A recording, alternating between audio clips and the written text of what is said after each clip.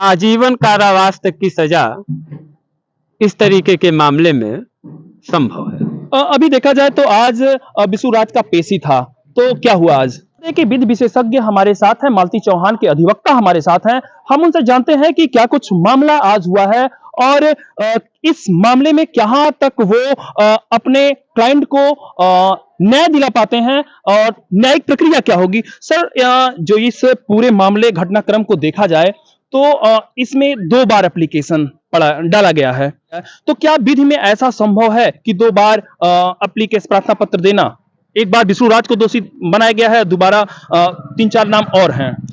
सबसे पहले किसी भी घटना के विषय में जो पीड़ित पक्ष होता है, प्रार्थना पत्र दिया जाता है और उस शुरुआती दौर में जो प्रार्थना पत्र दिया जाता है पीड़ित पक्ष के द्वारा, पुलिस के द्वारा प्राथमिकी पंजीकृत की जाती है।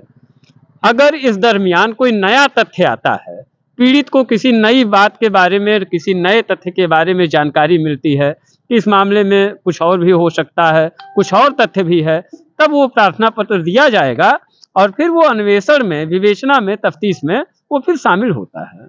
मतलब ऐसा विधि में है कि जो 4 लोगों का नाम दिया गया है, वो चारों लोगों का नाम सम्मिलित किया जा सकता है पुलिस प्रशासन द्वारा? बिल्कुल सम्मिलित किया जा सकता है। अगर पुलिस के अन्वेषण में आरोप सही पाए गए, तो आरोप अगर सही पाए जाते हैं तो निश्चित तौर पर एज ए अभियुक्त उनका नाम विवेचना में शामिल होगा, धाराएं भी लगेंगी, ट्रायल भी होगा।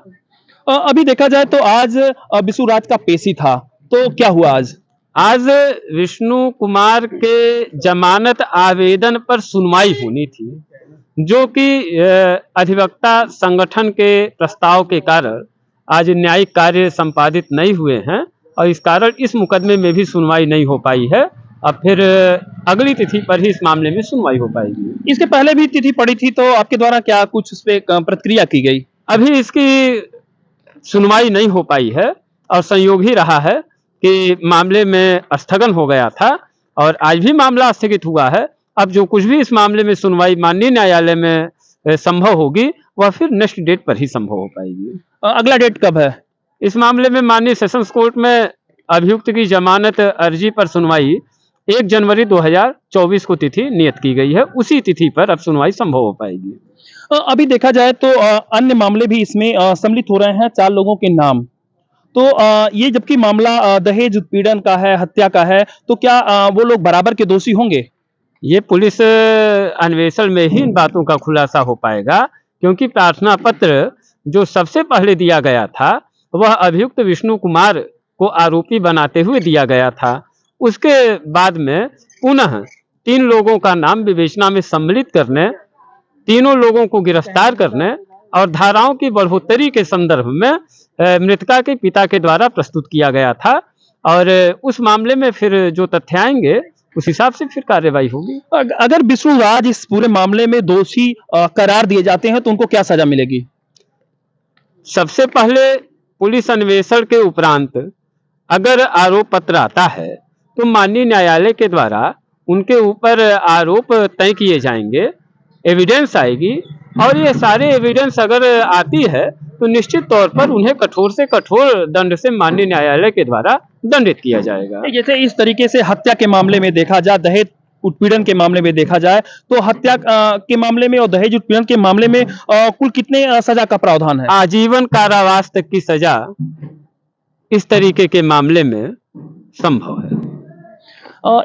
एक चीज और देखा जाए तो आप इस पूरे मामले को बहुत बारीकी से देख रहे हैं और विधि विशेषज्ञ हैं, तो प्रथम दृष्टया आप इस मामले को कैसे लेते हैं कि मतलब किस तरीके का मामला ये है? निश्चित तौर पर यह प्रथम दृष्टया अप्राकृतिक मृत्यु है और कहीं ना कहीं से यह दहेज का मामला बनता है बुनियादी तौर पर ही, क्योंकि प्रार्थना पत्र में एकदम बुनियादी तौर पर शुरुआत से ही आरोप लगाए गए हैं। वह बेटी का बाप है और लगातार उसने इस चीज़ को कहा है कि हमारी बेटी जब से गई थी और जब से उसकी शादी हुई विष्णु कुमार के साथ, तब से ही उसको टार्चर किया जाता रहा है, जिसकी परिणति इस दुखद घटना के रूप में हुई है। आप केस स्टडी किए हैं, पक्ष से विपक्ष से दोनों लोगों का पक्ष आप जानने की कोशिश कर रहे हैं, क्योंकि आप विधि विशेषज्ञ हैं मालती चौहान के, तो क्या लगता है इसमें कि आप कितनी सजा दिलवा पाएंगे? यदि पुलिस की तफ्तीश में मामला सत्य पाया गया, आरोप पत्र आया, मामले में ट्रायल होगा और ये अगर कुल मामला ठीक रहता है, अगर ये दोषी पाए गए तो जैसा कि मैंने अभी अभी बताया, आजीवन कारावास तक की सजा अभियुक्त को हो सकती है।